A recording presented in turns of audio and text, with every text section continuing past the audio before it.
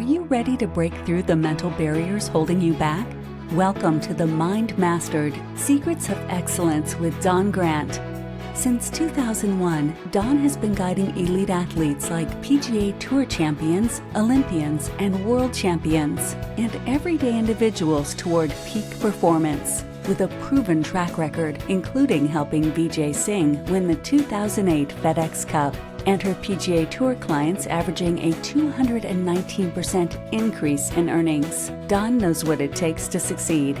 She's the inventor of the Mind Mastered app, author of 7 Strokes in 7 Days, a sought-after speaker worldwide, and the proud owner of Amelia Shotgun Sports in Northeast Florida. Join us as we dive into powerful strategies, inspiring interviews, and Dawn's unique insights to help you excel in every area of your life, sports, career, relationships, and beyond. And now, here's your host, Dawn Grant.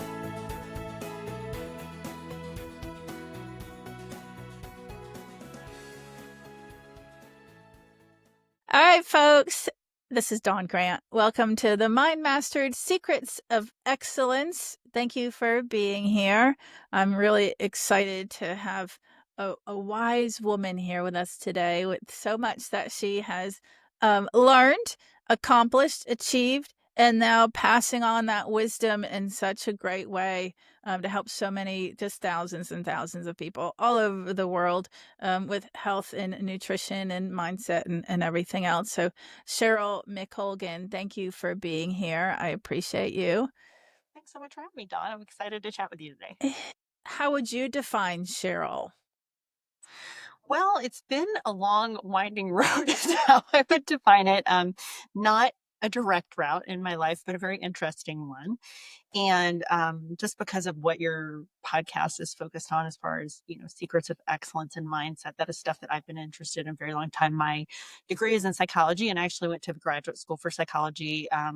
Didn't ever make it through the full degree program, but do have some graduate training in that area, and just always really loved all things about the brain and creating habits and all that kind of good stuff. So I think that's kind of one of the reasons that we probably connected really well. And then in addition, I've really carried that over into health and wellness throughout my life. So it's just been something that I've always been interested in. I think I was fortunate that it came into my life at a really young age. My dad was a runner kind of during the running boom in the 70s. And so I was exposed to all of that. And it just became, something that later in life, like many things that we learned, right? Like maybe you didn't appreciate it at the time. Yeah. Kind of ingrained to me. So it kind of became more into focus as I became an adult on, doing these healthy practices, learning more about fitness and wellness and yoga and all the things. So that's kind of the brief background of, how I got to what I do now. Yeah. What do you think spurred it for you later in life? What do you think kind of triggered all that to come back and activate again? A few things. Well, first of all, so I guess going into my early 20s is really, I started running myself. And that was, again, probably just having been exposed to that. It's just kind of what I knew.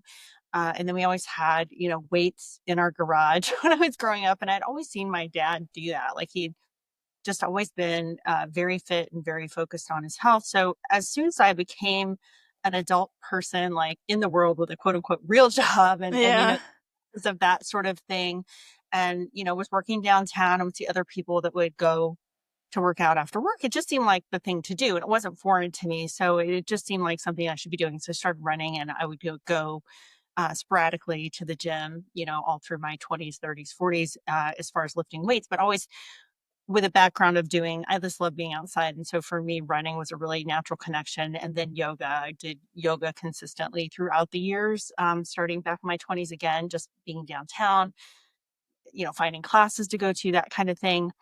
And so again, I just feel really lucky that I had always been exposed to that, because I think it was almost like, it just didn't seem foreign to me at all. It just seemed like what I should be doing, as opposed to, I think, often people that don't grow up with those kinds of influences in their life, they kind of have to learn those things or integrate them into their adulthood. And so that can be a little bit more challenging, but not impossible. Yeah, for sure. I definitely say that I can relate. Personally, Neither of my parents were into fitness. I don't really know what got me into it, but I'm more of what you said, here and there, here and there. Good for a while, not so good. But definitely the older I've gotten, because of my intention, like I set a pretty strong intention a few years ago, probably 10 years ago now. Like, what is my goal? Like, what is my intention for myself? And just to have that clarity. And for me, it's to live a long, healthy, active, loving life full of great experiences. Like, and it covers all the bases to me. Like, that's relationship, that's love, that's enjoying life, that's being physically fit and healthy enough to live long and enjoy life. I don't want to live long and not be able to get out there, So, yeah, I've said that so much and I believe it so strongly that I now gauge my decisions on that. Like, that's not saying that every day I'm perfect about, let's say, exercising, but I'm not going to go too long because I know that that's conducive to my goal, my mindset or my intention. But you had said, 20, 30, 40s, you kind of did it here and there. So did something shift after 40? A couple of things. And really, it started to shift really when I was about 30. So Okay. I learned of my dad's cancer diagnosis, and that sort of took me down a whole rabbit hole into studying that, like knowing that that's in my family now. Is this something that I can prevent? And had gone through all these also yoga teacher trainings at that time. So I was exploring, different areas of wellness, whether it was mental, physical, emotional, spiritual. And when I had done all the research on the cancer stuff, that's kind of when I ran across fasting and the ketogenic diet. And that became something that I just dug into deep, was very interested in that. The research at the time on ketogenic diets in relation to cancer was really promising and still is, that they're getting closer on all that all the time. But it really just made me look at what I was doing, in my life and how I should shift things. In addition, I had my own cancer scare. It's a very long story. I'll tell you the short version, but Okay. I went to the Mayo Clinic and had 16 tumors removed from my abdomen. Fortunately, none were cancerous, but they really thought it was. That's why they sent me to Mayo. And so all Oh, of this stuff kind of at the same time made me think, okay, I've got to make sure that I am doing something so that, to your point, my intention was I want to live a long, healthy, fun life. I want to, you know, I always joke with my friends, like, I'm training to make sure I can get off the toilet by myself. right. And then really when I turned 50, it became even more solidified. Like, okay, you've got to lift weights. You've got to make this part of your wellness journey more consistent as far as the weightlifting, because they're finding that muscle mass is such a great indicator as we get older of overall health, not only just physical health, but also brain health. Whatever good for your body is good for your brain. And so if you want to have a healthy brain Right. old age, you better start having a healthy body. And so it's just, like you said, I've never been perfect, but it's always been something that I've focused on. And I feel, again, really lucky to have been exposed to that at a young age, because I think it helps. But there's no magic pill. You just have to do the things. And it's like, Yeah. I guess now there is kind of technically a magic pill for the weight stuff, but you still have to have the behaviors. You still have to create the habits, and you have to have consistency. And I would have to say, if you take away one thing from this interview, from this conversation of us together, and I'd say my secret of excellence, it's super boring. Consistency. That's it. Consistency. Yeah. Yeah, repetition. I mean, it's just so important to create those habits at a subconscious level. So you're not trying consciously to make something happen and force it in. And with repetition, it goes into your subconscious, it becomes more natural. And I was just telling my husband, because he's one of those people who I would say didn't have that exposure with like family or whatever working out. It's just now he's 69. He's going to the gym now this week started, right? And so he's Right. never used the machines. He's reading the instructions, and I thought it was kind of cute yesterday. He's like, I've been watching, and they wipe it down. Everybody wipes it down after their turn. I'm like, yeah, honey. But he's starting like ground zero, right?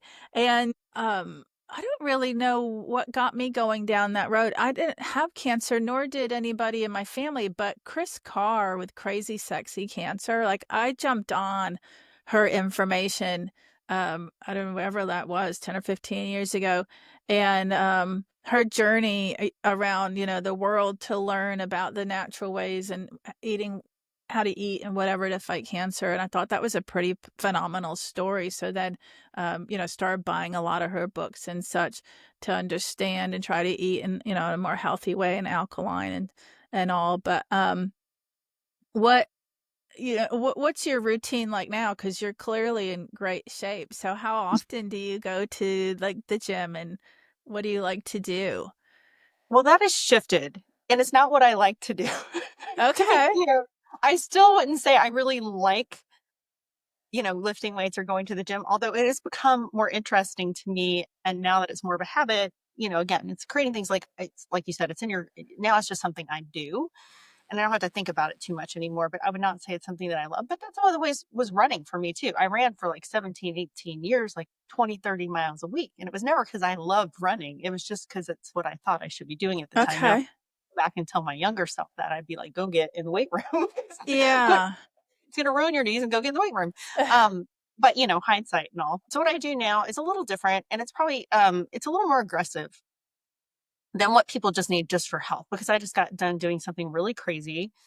And that is at the age of 52, I did a bodybuilding competition for the first time. I saw your pictures. You look amazing. Good for you. I didn't just do one, I did two while I was, Nice.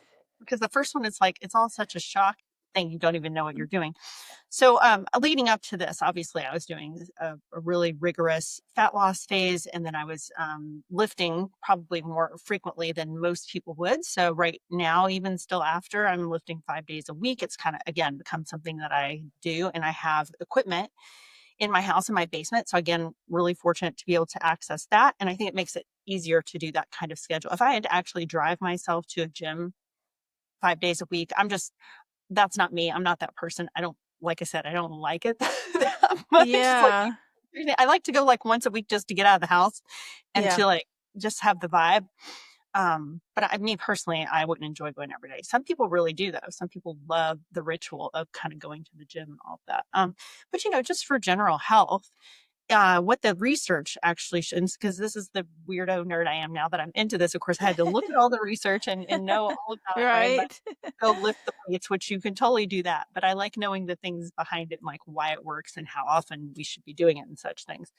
But you can get something like 60% of the benefit of lifting weights in one session per week. Now that would be hard because ideally you want to hit, like, say you're hitting your biceps, you want to train that. That would be a very long session, but you could theoretically do it once a week and get over half the Wow. strength benefits of doing it. Optimal, twice a week, you get about 70 to 80% of the strength benefits. So even just twice a week It's great. is pretty good.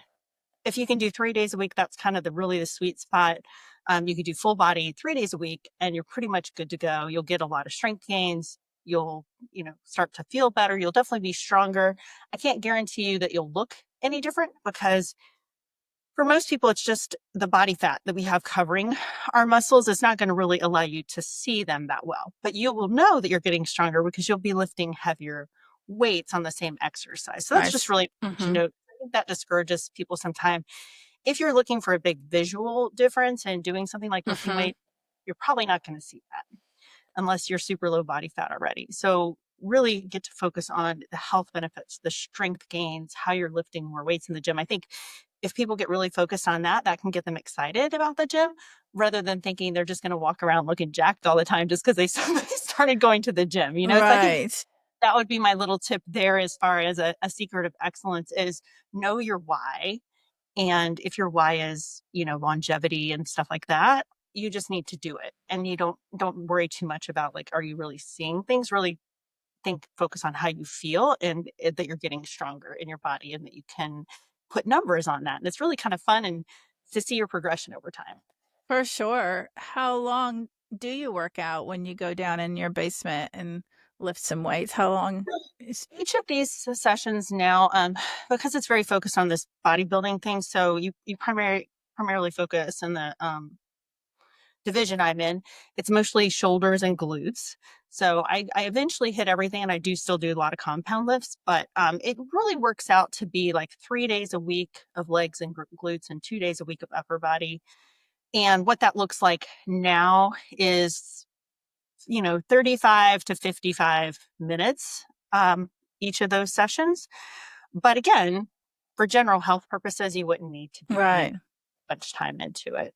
So it just, depends on your goal, like everything. That's what, usually how I start all these conversations around mindset and exercise and fitness and eating, all the things. It just depends on what your goal is. I So, mean, but 30 minutes, 30 to 50 minutes, but I'm dealing with 30. Sounds totally reasonable. Totally reasonable. To me, I actually would think it would be more like a few hours, several days a week to get in the condition that you're in. And I understand what you're when you saying go with down the food. there, Hmm. right. Yeah. When you do have to be fairly focused, and Yeah. that's beauty of not having to be in a gym. So I don't have to wait on people for a certain machine or whatever, especially if you're doing specific body parts. If you go into a gym, that can be quite different, especially when you're new. Say somebody like your husband, he might know he's supposed to work on, say he's going to work biceps that day or whatever, but he might not know enough exercises yet that when he goes and he Right. sees, oh, that the bicep machine, somebody's on it. What do I do now? It's like Right. and confusing. So the longer you do this too, you learn alternatives and how to more effectively use your True. time in the gym. That But makes if you're sense. home, it's just kind of like you just knock it out, keep your rest breaks to a minute 30. I have this little app where I just have the timer on, it beeps and I go again. Nice. Good for you. As I like that. busy as possible. Yeah, you're serious about that. um, I am really fascinated. Well, first of all, your website is amazing. And I say that from an entrepreneur who's, hired 30 years in private practice and business. Like, it's hard to find a good web designer. And then the templates are usually limiting and all that. But I went to your website and I'm like, that's beautiful. Like, what a great, well made, good functioning website. Like, impressive. Super. Um, you're a big keto fan. And I'm really curious about that as well.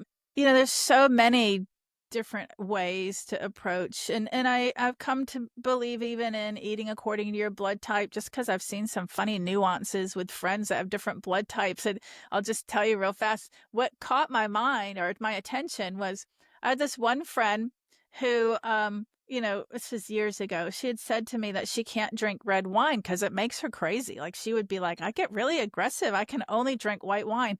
And then, really ironically, a few weeks later, a whole different friend, whole different situation, told me the opposite. She said, I can only drink red wine because if I drink white, it makes me aggressive. And I was like, this is kind of weird. I got two friends telling me the opposite. And then the one that, I think the one that told me she could only drink white wine, she had gone vegetarian for a year. And it was like nearing the end of that year, and she was sicker than I'd ever seen her. Like, she owns a dance studio, and she was just sick a lot that year. And she had said by the end of the year to me, like, I feel like I've been more sick being a vegetarian than I've ever been sick before. And I was like, do you ever, heard of eating according to your blood type? And we looked it up. And yeah, it said if you're going to drink, you drink white wine if you have this kind of blood type. And anyways, I just thought that was pretty fascinating. And, there's keto, there's paleo, there's, all sorts of different things.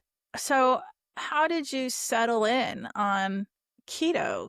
I mean, clearly low carb is so important, and understanding how that turns to sugar and all that. But how did you decide on the keto? I was a teenager in the 80s moving into early 90s, and I was born in 73, just to give people perspective on the diets that were around that time. So low fat was huge. I mean, there were years where I never would put a butter thing on anything, and everything was the snack wells. So there was no fat, but it was full of sugar. And then I Right. was vegetarian for 7 years. I've experimented with vegan. There was the Yeah. Zoe diet by Barry Spears. There was this, or Sears. There was a South Beach diet. I mean, I literally have tried it all at this point. Yeah. And the reason I landed on keto is really in relation to what I mentioned about my dad's cancer, because the metabolic effects, and what potentially you're doing to your body when so for example, when I had all the tumors and how that all went down, I was vegetarian at the time, and I was eating a lot of processed soy meat substitutes. And soy is very estrogenic and can cause some things. So Right. my theory on what, and I plan to do a deeper dive on this at some point, but my theory is those estrogen receptors in my body that were related to the fibroids just went nuts because it was getting all this extra soy stuff. Right. My theory. Had I known at the time that this was possibly, and my doctor did mention to me, he's like, you probably should not have soy anymore. But I didn't like make this total connection like this. Where Right. had I made that connection, maybe I could have gone off soy, eaten a more balanced diet and gotten rid of the fibroids naturally before they caused all this other problem that I ended up having to have a hysterectomy. And Mm. then during the hysterectomy, it was a new procedure at the time. They used the Da Vinci robot, and it kind of spread the Mm. fibroids, and that's how I ended up having the second surgery, or third and fourth, but Oh my. having the other surgery for the fibroids because they spread. But anyway, the point is, I think during that whole time, I still continued to be vegetarian, where if I had let go of that. So anyway, this is a long way of saying, to your point, after experimentation with your body, I do think that there are people that say certain things and it's a big excuse why they eat how they eat. Right. And I think there's other people for whom certain diets or certain foods definitely work better for them. Certainly there's a lot of allergies, there's intolerances, there's a lot of things. And I think the reason that a lot of people feel better on many of these diets, whether it's carnivore, whether it's paleo, whether it's keto, whether it's vegetarian, why they feel better initially is because they are switching to a more whole foods based. Mhm. Mhm. So in the beginning, when I started keto, like whatever it's been now, 8, 9 years ago, there weren't all these garbage products on the market. Mhm. So if you were going to eat keto, you would pretty much just be eating whole foods, which people didn't Right. understand at the time. They just thought it was Right. butter and bacon. But no, it's like you're eating a lot of vegetables, you're eating meat, you're eating clean sources of dairy. You're eating unprocessed whole foods. Same Right. thing with vegetarian. Before there was all this soy garbage on the market, if I would have been doing Right. it, I would have been eating whole foods. I don't know where I mean, people say you can get enough protein with vegetarian, but it's very, very difficult. And vegan Right. is even worse because you're not eating any dairy products. So while I think initially for some people it can be useful and it can change their relationship to food, we're not really designed to be vegetarians. We need a certain amount of protein. And certainly based on what we were just saying about muscle health, about how having muscle mass is related to not only your physical health later in life, but your mental health, all of this stuff. Like I'm convinced that for years I had depression because I was the low fat thing. I never ate fat for such a long time. Your brain needs fat. And so Yeah. when I went keto, why I felt amazingly better is not only ketones, but I finally had fat back in my diet in a real way. And so my Right. brain became so much better. Oh. I think the important thing is for people to experiment on themselves, but don't Mhm. delude yourself. Don't pretend that you have to eat this certain way because you're just a carboholic or whatever it is. Yeah. But really do some experimentation and see how your body does with more or less carbs. Because I would say for training for this, I did end up hiring a coach because that whole process of going on stage and what you're doing with your body and stuff, like Yeah. I've coached myself on my diet and everything. I mean, I have this book, two books here, but this whole cookbook and my, fat loss that's Nice. based on, for people that are listening to this, not watching on video, but I'm just showing you the books. So Yes. it's like, not like this is unfamiliar to me, right? Yes. To do this stuff. But what was interesting about that process is I kind of just decided to go with the process because it wasn't a huge amount of carbs, but it was certainly over what I had been eating for a while. Um, and what I observed was it's because my body has become so metabolically adaptive now. I can equally use the fuels where I think when I first went on it, I don't think that my metabolism was working in the same way. Like I think I was having too many carbs that my body was not processing them well. It was causing me to store more fat. And that Right. going through that process of kind of healing your metabolism, your body again, you can be more flexible with your sources of intake. And so for this whole process, when I was doing the fat loss, there were times where I was eating 150 carbs a day, which is not a Wow. whole lot, but way more than keto. Yes, for sure. And what I found was, though, interestingly, because I have all the tools and I'm a big geek. We already established that. I have, the ketone testing strips for blood strips. I was still in ketosis like all the time, even after eating. I love that. Yeah, Interesting. it's crazy. Yeah.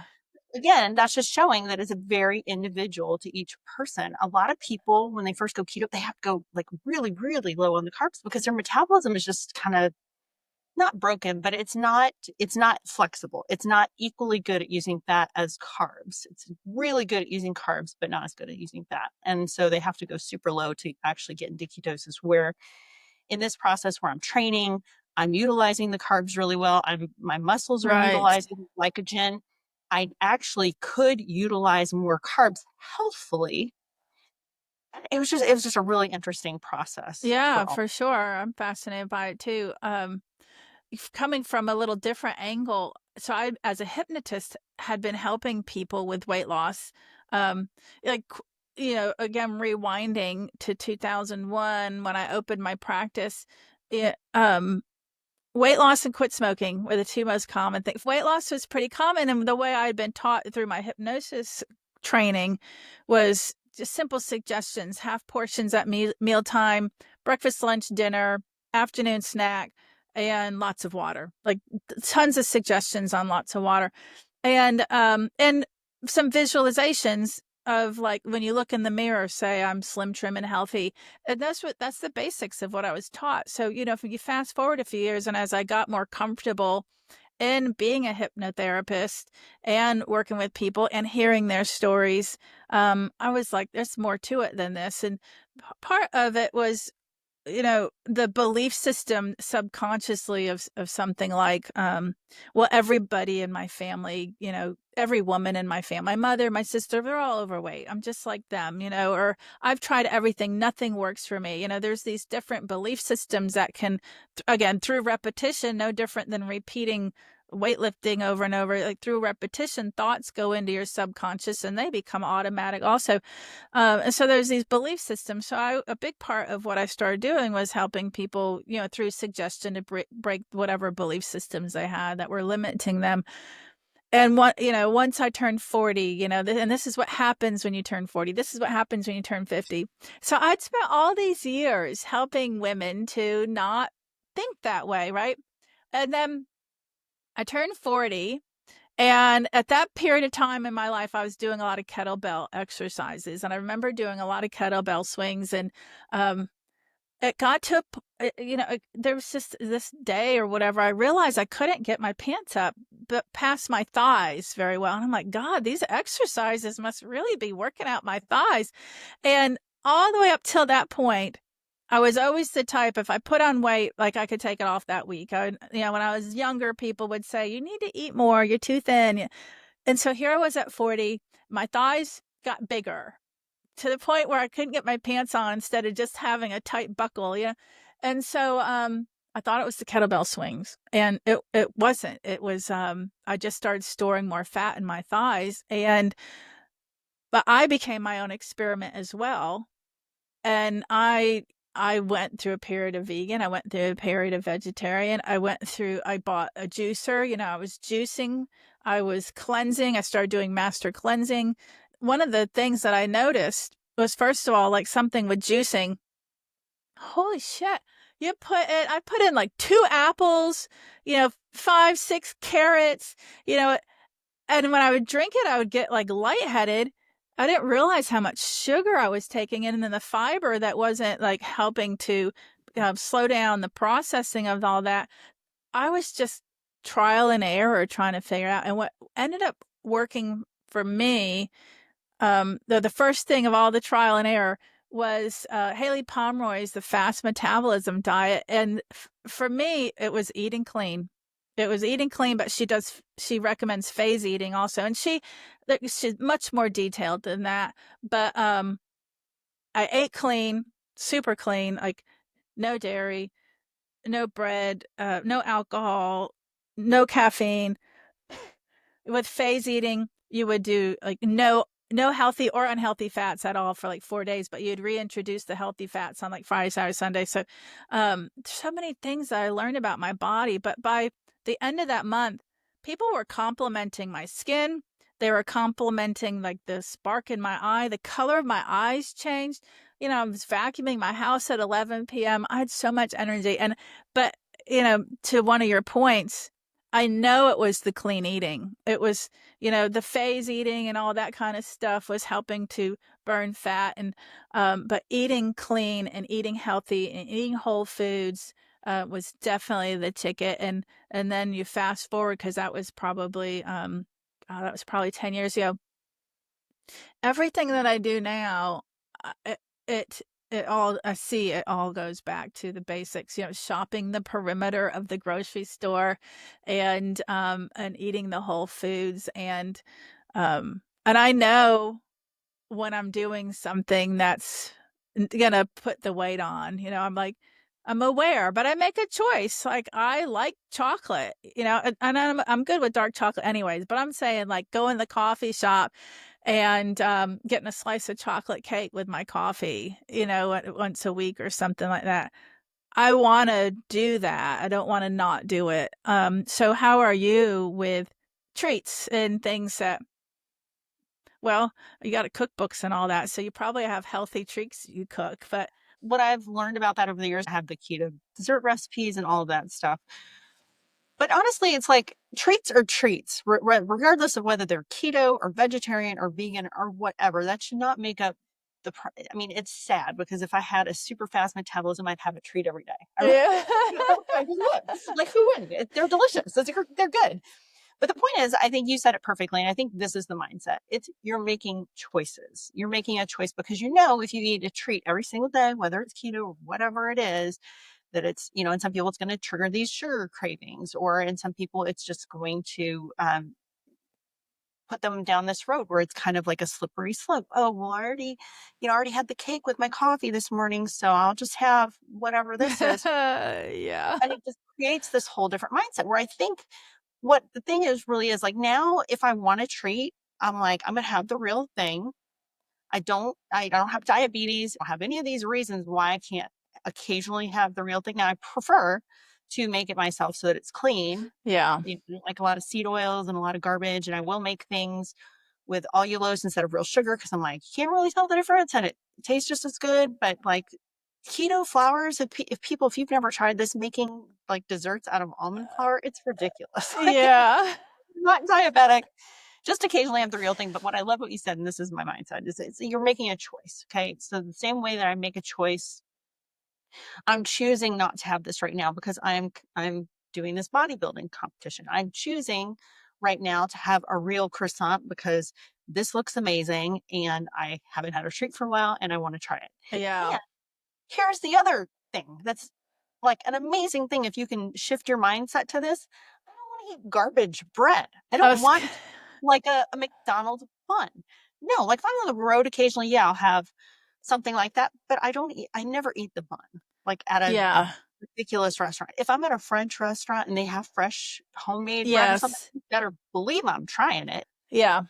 If I taste it and it's not that good, I'm not eating it. Exactly.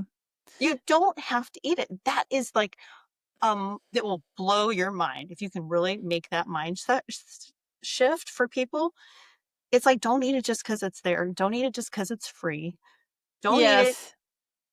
Whatever all those things are. I know sometimes it's like, yes, we're all super blessed that most people, anybody listening to a podcast probably has access to decent food, is not starving. This is a different conversation than in other parts of the world. We're in a situation of major excess for the most part. Even poor people in our country are not starving. Right. But if you can make those choices you have access to a variety of foods, eat what tastes really good to you, eat what's high quality. If it's not worth it, don't eat it. Yeah.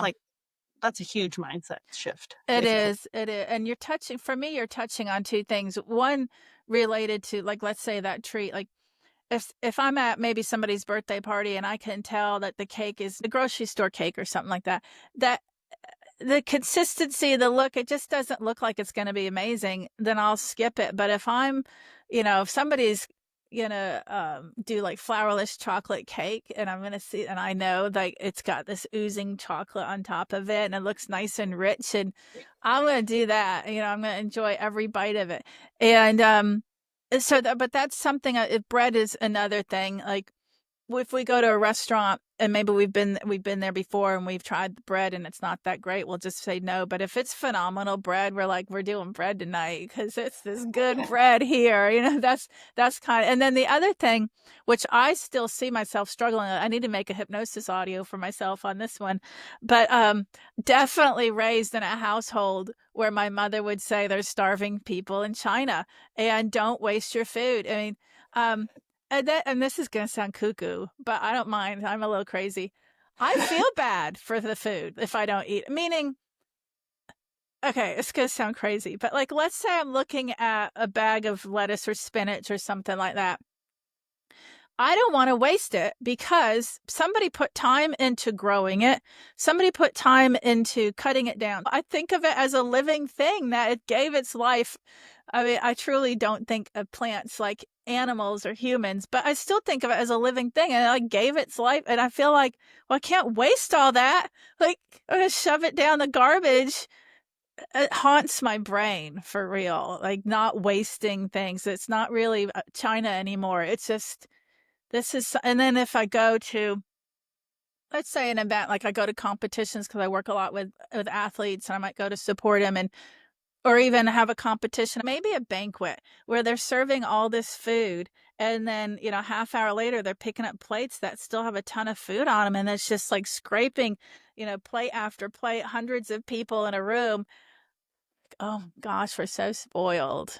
So yeah, I have a hard time with that. No, it is really hard. I think it's a lot easier to control in your own house because, like you're saying, I mean, the amount of waste that you see when you're out in the world is like very difficult, but really in our own house, and I'm the manager of the food, right? I have the same thing. Like, oh, we got to eat this. This is going bad. We got to, it's just like managing that process. By the same token, just realizing that for your own health, it's important that you don't necessarily have that. If it's like, just like you said, because you're at a buffet and it's whatever, but at the same time, how it was made, it's mass produced, it's not good for you. You got to honor your own body first. I think that's a really Yeah. hard, with all my years of yoga, I think one of the reasons that a lot of vegetarians or a lot of yoga people are vegetarians, because we have this practice in yoga called ahimsa, which if you follow all 8 limbs, it's not just about making poses, right? There's all these spiritual practices as well, but it's Yeah. about non-harming is ahimsa. And so a lot of people take that as, oh, well, we shouldn't hurt the animals. So I shouldn't eat animals. But I would say, to your own, you have to take ahimsa to yourself first, not, Mm, I mean, it's that whole thing of filling your own cup so that you can help others, right. be healthy in your own body so that you can serve others. So to me, ahimsa, it's like, yes, you don't want to unnecessarily kill animals, obviously. But if it's better for your own personal health, and I would argue for most people it is, I think the reason most people that go vegetarian initially feel better is for the reasons we talked about before. They're eating more whole foods, all of that. And very few of them get the proper amount of protein. They don't get all the amino acids. You're not going to stay long-term healthy. You can be healthy for a few years because your body has this amazing reserve. Like for Right. 5 years, your body keeps pulling, B vitamins out of your bones and stuff and all that. It can survive, but it's not optimal for health. And so I think for some people that they take that to heart about the HIMSA and the animals, they love animals, and I understand all of that. But you gotta take care of yourself first because you won't be of use to anybody if you don't. So true. Yeah, definitely. Um, I was thinking, along the same lines, like if there's leftovers now, one of the ways that I shift my own brain, we do eat out a lot, but we don't do like chain restaurants. We try to eat local. But I almost always just eat about a third or a half of what's on my plate. And I think that it's buy one, get one free. I mean, that's a BOGO. I'm excited. And then I don't have to worry about lunch the next day or my afternoon snack or dinner or whatever. I love that. I'm like, yeah. So tell me a little bit about like what you do daily related to helping people. So you've got this great website, you've got recipes, you've got books that you've written. Like, do you do private sessions and coaching and such? Or what you got going on? Yeah, at this point, I mostly do like I would kind of term it like lifestyle coaching because it Hmm. encompasses kind of all of this stuff. And just to be completely transparent, it's interesting because in this space now, there's so many coaches, right? There's transformation coaches and there's prep coaches for the kind of thing I just did with bodybuilding, and there's um, weight loss coaches and all these things. And the credentials on these things are non-existent or non-meaningful or both. Right. Yeah. Yeah. So I'm not a dietitian. I'm not an RN. I'm none of those things. I wouldn't even call myself a nutritionist. I think actually in the state of Ohio, you can't. Then again, that's another thing. Like every state's got their own designations for like what Hmm. you call yourself in terms. Hmm. I'm just a student of it. I've always been a student. I love this stuff. I've at this point done thousands of hours of research on this Right. stuff. And so even though I don't have a degree in it or have letters behind my name, I Right. feel pretty confident in it's I like to think of myself as the big sister who just is 5 or 6 years ahead of you and Right. made all the mistakes and just has more experience in like helping you along on your health and wellness journey. Because like, again, we've talked about it now at this point. I've tried it all. I've experimented with it all on myself. And I'm not going to say that everything that's worked good for me is going to be perfect for you. But I feel like there is this value in helping people along their way to have somebody to be accountable to and to just encourage them to experiment with themselves on some of these things and learning to sometimes say the hard truth. One thing that I feel like I relearned on this path to doing this bodybuilding thing is that the reason that GLP-1s work so well for people, and I don't know if people really understand at this point how they work, but they do not speed up your metabolism, period. They don't. It makes you not eat. And Exactly. so what is the thing that you were saying? Like, well, this isn't working for me. That's not working for. I feel like what happens as we get older, or at least I'll speak for myself, is you get this I don't give a blank attitude about things, which can be really awesome. And you're more free and you feel more confident in your body. You don't care if you're the smallest version of yourself. So if you want the piece of Mm. chocolate with your coffee, you're more likely to just do it. And you're Right. more likely to do it more often. And we have more access to money, more access to leisure. More of our events as adults are focused on going out with others to dinner, going Yeah. events where there's alcohol, and not restricting those things. There's basically very few people that have the kind of metabolism at 50 years old that you can eat every single thing that you want all day long and stay Right. a reasonable weight. It doesn't Yeah. exist, unfortunately. And believe me, I wish it did because I would be there. I would eat all the things and drink all the wine and do all of that. Right. But the reality is, if you're really tracking every single thing that you put in your mouth, every spray of oil that you put on your pan when you're cooking things, those all add up. And that, for most people, I'm not going to say there's not thyroid issues, there's not metabolism problems, there's all of those things. But I think a lot of people just are not being very honest with themselves on what they're actually consuming. And like, you got to be completely 100% honest with yourself about what you're doing, what you're consuming. And just, again, what's your goal? Make a decision. If your goal is to be the smallest, most fit version of yourself, you're going to have to make some decisions that are very different than, hey, I'm going to live my life and enjoy my life. And I might carry around 10 extra pounds, but so what? I'm having the best life that I like. It's a choice. And so I think you Right. said about that I before. like that. Yeah. Know what your goal is and then make the right choices around that. Yeah. Yeah. I like that. Going back again, because I was working with weight loss clients for so long, and then I became my own experiment and such that I was like, I'm going to make an online course for weight loss, but it's going to address what I felt like I was witnessing is elements, like habits, like what time do I get up and what do I do when I get up? It just starts right there. Like, our first thought, did you even sleep good? Like, everything affects the body and weight loss or not, but or weight gain. But there's habits everywhere. And again, that's repetition. And then they're in their subconscious, and it's just like walking. You don't think about it anymore. You just do it. So like, what's the habit of what I do in the morning? What's the habit of what I go to eat? Do I take the time to make breakfast? Then you rewind a little bit further. It's like my habits when I go in the grocery store, because I want to get home and I don't really want to even be here. So I'm going to go to the same spots, because when you actually go on a health journey, you do have to read those labels or stay in the perimeter, either way. But you can't believe what's on the front of it. You have to dig deeper, and now you got to dig deeper to see if it's GMO and computer made, fake food. I don't know, but that all takes time, and not people aren't always interested in taking that time. So you got time of planning, like, what am I going to make this week? So therefore I know what I'm going to buy. I got to plan it, and I got to, get my true grocery list together. Then I got to go to the grocery store and take time, because, when I buy broth, I need to make sure it's not, full of chemicals, and I got to figure out what company is the right one. And once you figure it out, you don't have to stand there for 10 minutes the next time. You're like, I'm going to this brand. Yeah. This is the one I trust. Yeah. And then it's coming home, and then you've got to actually prep, ideally, because I don't know, unless you don't work, it's hard to cook good. So you should do some prepping, and got to take time for that. And then you actually, when you've had a long day, truly come home and cook, instead of taking the easy way out, and or grabbing something fast because you're starving, you didn't eat all day. Like, there's so many things. Like, what's the habits at 9 o'clock? What's the habits when you're driving? What's the habit on a Friday when you've had a stressful week? What's the habit on a Saturday when you're celebrating something?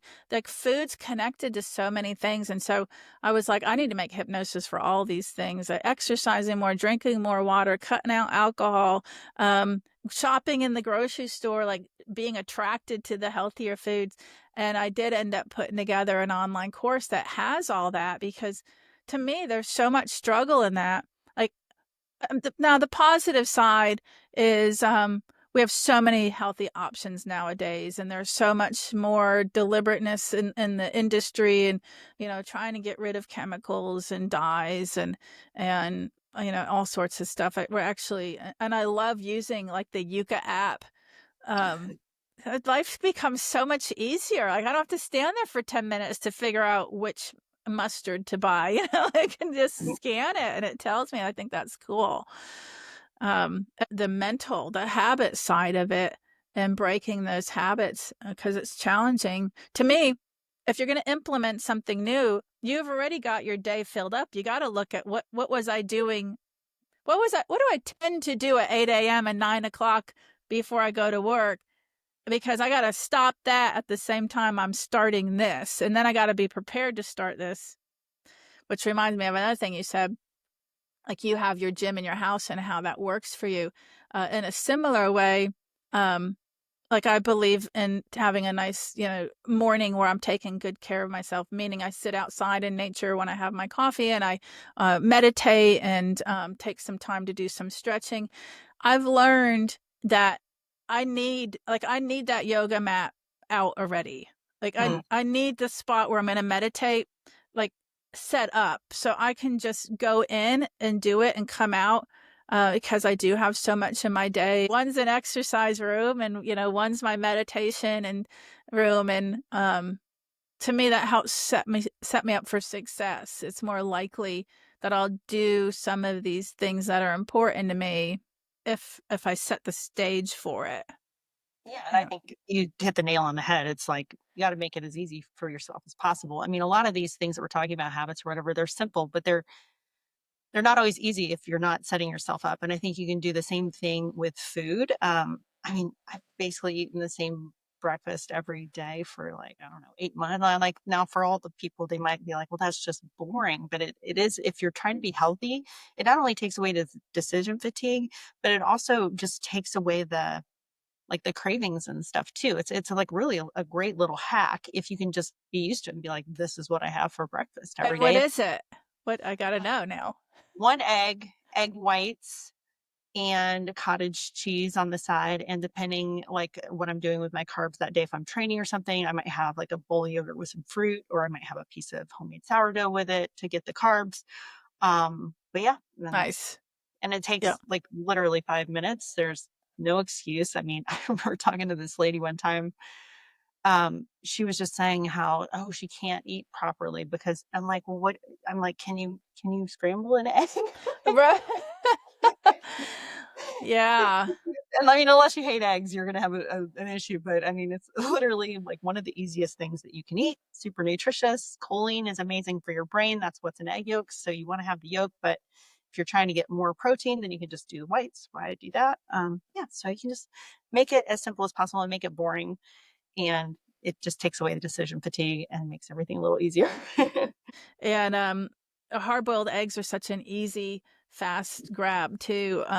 If you're on the go, I have a list of items that are my go-tos that are, high protein and low carb, and I have to have them in my house because I'm not a cook. Like, I don't mind. I enjoy it. It's just that I'm a workaholic also. So I love what I do, and I will work many, many hours doing it. And that means that I'm not always taking the times. So I have to be ready. Like, I have the cottage cheese and I have the yogurt and different things like that in the fridge. Especially if you go too long without eating and you're really hungry, like, you need to be able to have something that's a quick grab that's not going to be bad for you. Yeah, But we're definitely more likely to make bad decisions when we're really hungry. yeah, I'm looking forward to joining your website and getting some of your recipes and even your cookbook. I'm excited actually. You said homemade sourdough bread. I've been wanting to jump on that bandwagon. Well, thank you so much, Cheryl. This is great information. I do want to tell listeners, if they go to dongrant.com/free, there's lots of free goodies and opt-ins and everything there. Can you share your info? Yeah, absolutely. So my website is healnourishgrow.com, and I am every social channel. It's the same, Heal Nourish Grow everywhere. So I'm super easy to find. Thank Perfect. Perfect. Thank you so much. you so much for having me, Dawn. Thanks. Thank you for tuning in to the Mind Mastered Secrets of Excellence with Dawn Grant. Whether you're an elite athlete or pursuing success in your career or personal life, Dawn Grant's expertise and insights are here to guide you. Don't forget to visit dongrant.com/free to grab your exclusive free resources, hypnosis audios, mental training tools, and even a golf cart at her club. If you enjoyed today's episode, follow, rate, and share this podcast. Stay connected with Dawn on all social media platforms for more inspiration, tips, and updates. Remember, mastering your mind is the key to unlocking your full potential. Until next time, keep pushing your limits and striving for excellence.